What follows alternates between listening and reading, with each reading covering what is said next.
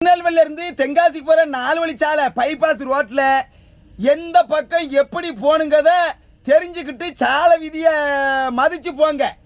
திருநெல்வேலியில இருந்து தென்காசிக்கு போகணும்னா தெக்குடி உள்ள ரோட்டில் போகணும்.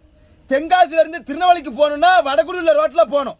முக்கியமாக ஆலங்குளத்தில் நெட்டூர் ரோட்டில் இருந்து பைபாஸ் ரோட்டில் ஏறுறவங்க அந்த எதிர்த்தாப்புல இருக்க அந்த சின்ன பாலத்து மேலே ஏறி தான் மேக்கானிக்கு போகணும்.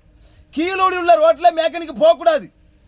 ஆமாம், அப்படி போகக்கூடாது. அதுவும் தெக்குடி அந்த பாலத்து செவுத்து வரமாக இருந்து மேக்கனி போறிய ராலிக்காரங்களா இருந்தாலும் சரி, ஆட்டோக்காரங்க, வேனுக்காரங்க, பைக்காரங்க எல்லாரும் அப்படியே அந்த தெக்குடி உள்ள ரோட்டில் தான் போறிய.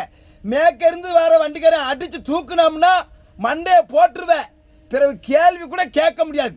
நீ தப்பான ரூட்டில் போனால் அதெல்லாம் அடித்து தூக்குறேன்பா. நான் அவன் கரெக்டாக தான் வந்திருப்பான், நீ தான் தப்பான ரூட்டில் போகிற. அந்த பாலத்து செவுத்து வரமாக போகக்கூடாது, கீழே உள்ள ரோட்டில் போகக்கூடாது. அந்த பாலத்து மேலே ஏறி மேக்கனிக்கு போகணும் தென்காசி ஒரு ரோட்டில். என்ன அதே மாதிரி அப்படியும் போகிறதுக்கு உங்களுக்கு வலிச்சதுன்னா கீழே வடக்குடியில் ரோட்டில் ஒரு வெள்ளை கோடு ஒன்று போட்டிருக்காங்க. அந்த கோட்டுக்கு வடக்குடி தான் மேக்கனிக்கு போகணும். அந்த பாலத்து செவுத்து வரமாக மட்டும் போகக்கூடாது. அப்படி பேராத பிறகு எவ்வளோ அடிச்சுட்டான்னா கேள்வி கிடையாது.